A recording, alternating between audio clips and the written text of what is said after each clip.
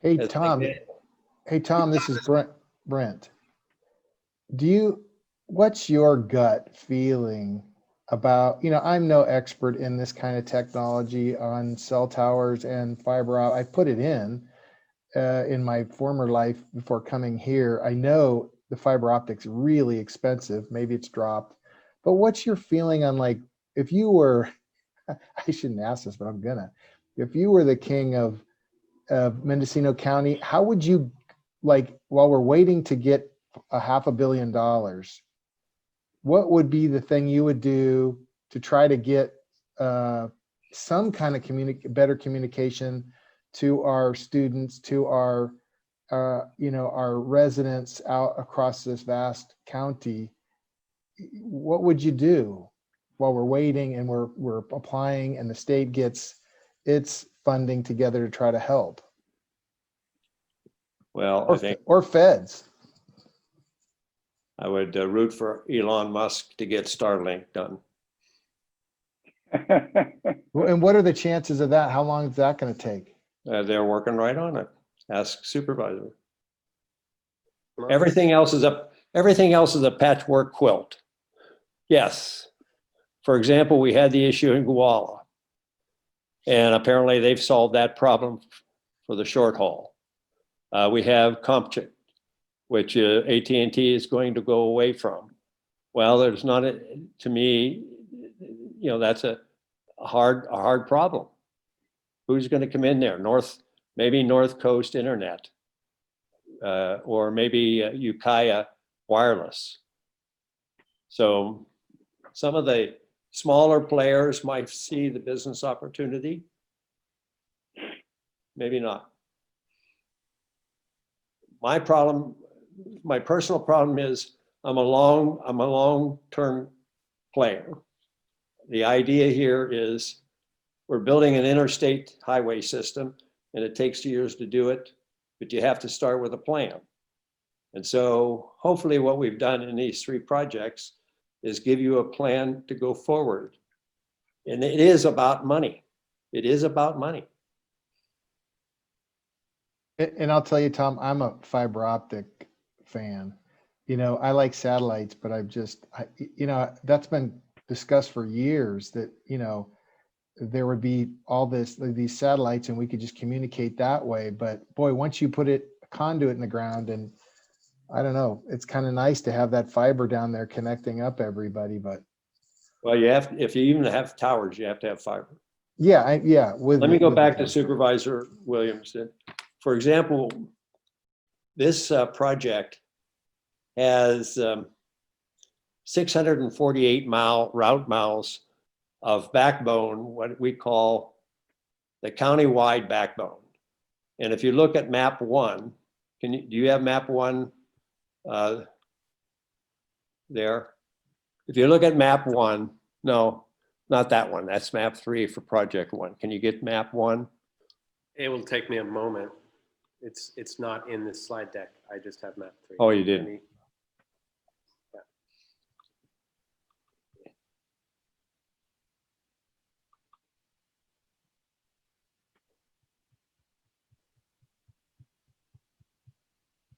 You don't have it. You can put this one up.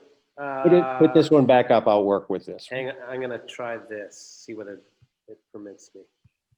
I'm not sure this is the map you want, but I'm going to get there as soon as I can.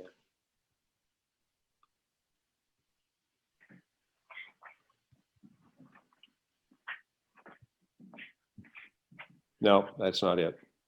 There's a map. No, that's not it. Okay. Well, I don't have. Just put up the map that you had up. Did I do the wrong one?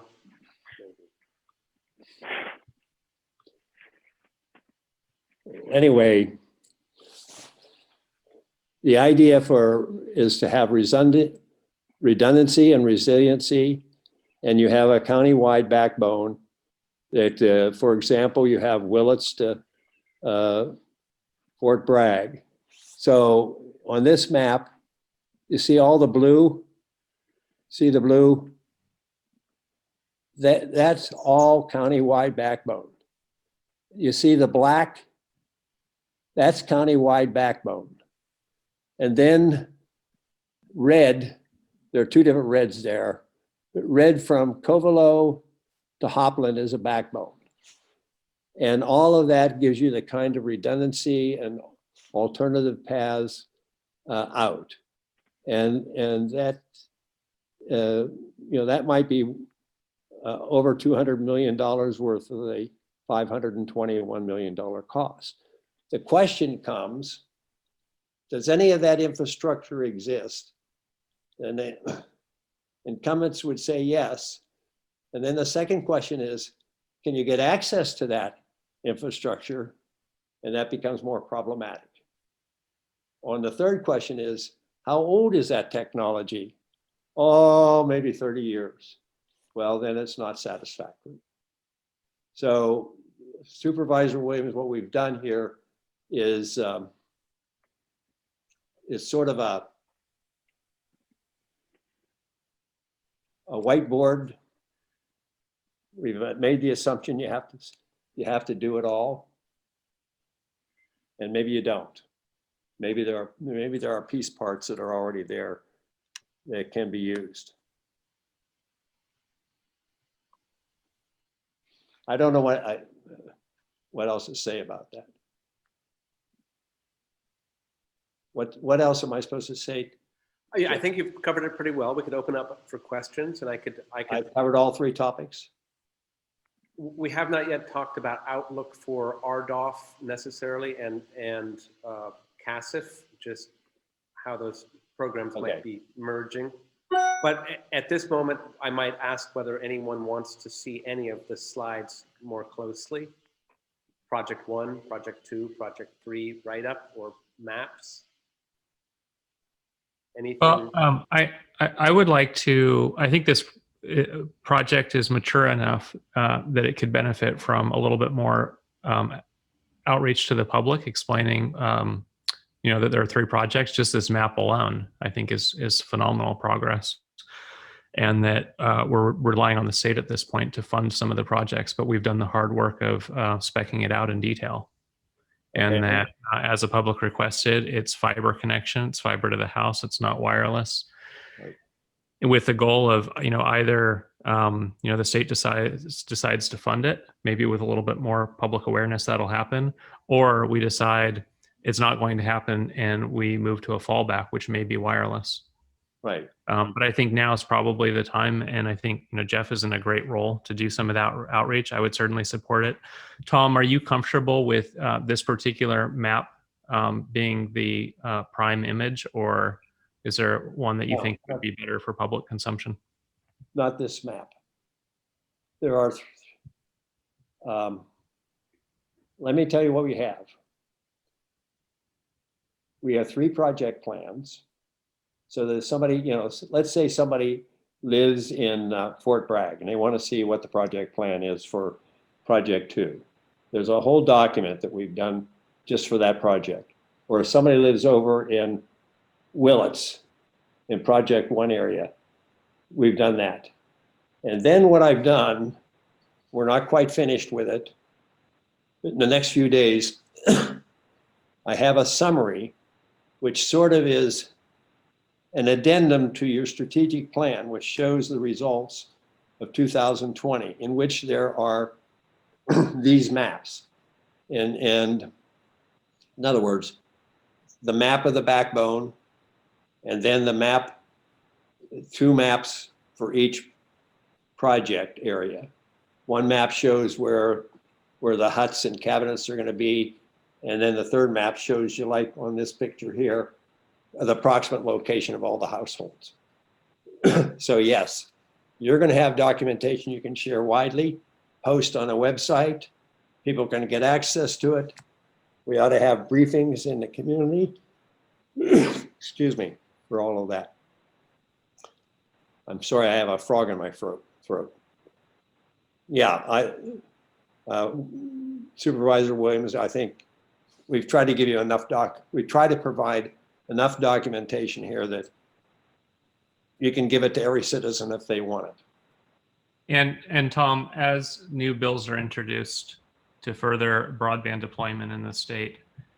Is there a way we can use this plan to ask the sponsors how they see the additional funding facilitating this project or these projects? Oh yeah, I think it would be very important for, you know, you were talking about a mission statement and so forth, but I think if the county were to embrace and say, okay, we've done our homework, we have our act together, this is what we think we need.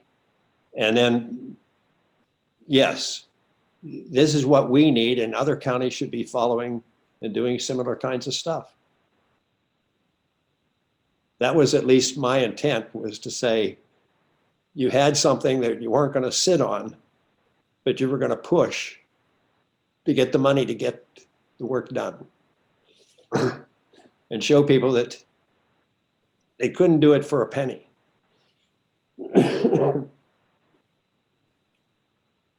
I don't know whether I'm answering your question or not, but yes.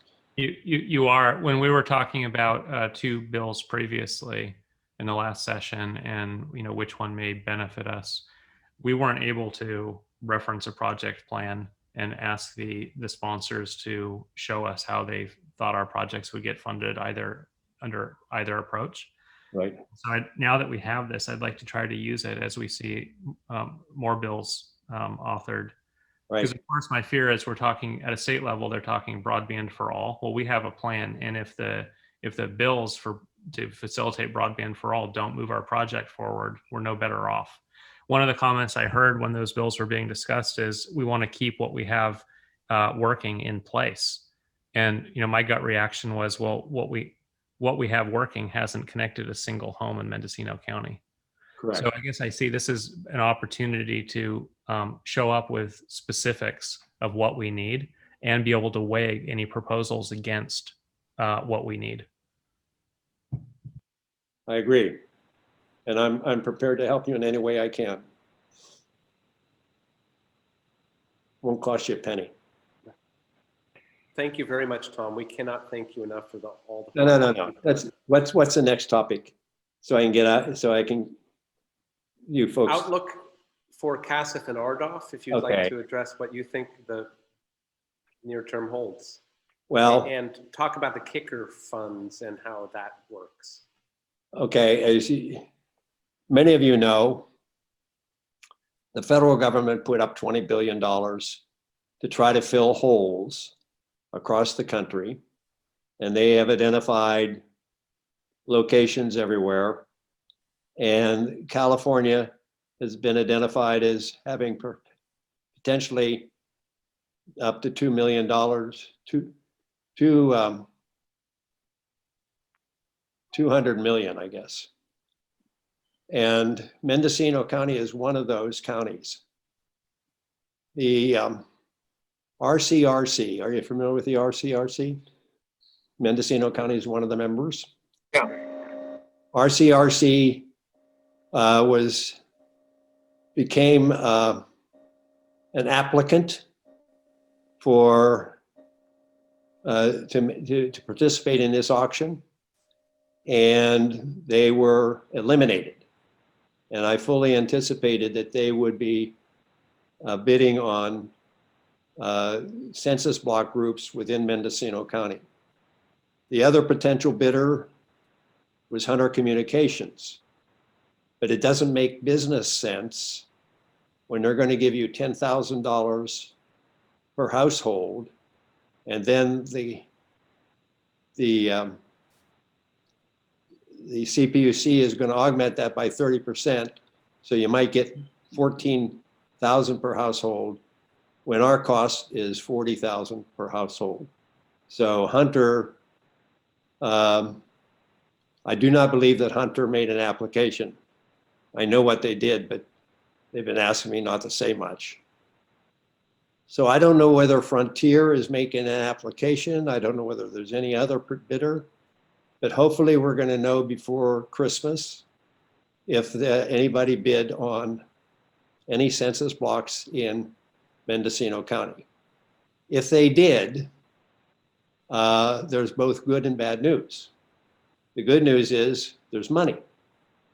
The bad news is it's disruptive of these plans in a certain way, because then, particularly the one where we have the grant application in, there would have to be some determination as to whether or not this entity got plots of households that Hunter was counting on, and Hunter then determines they don't have a business case. That would be a negative. But Hunter's hanging tight. They really want to do this, and they've been, they really want to figure out how to do this project. So they've been holding steady. They haven't overreacted to the fact that nobody's talking to them from the CPUC, but the CPUC doesn't seem to be talking to anybody about their projects at the moment. So hopefully within the month, we'll know whether or not there are any RDOF funds coming to Mendocino County. And if not, then we want to push the CPUC to make a decision on the Hunter application as quickly as possible. Thank you once again, Tom.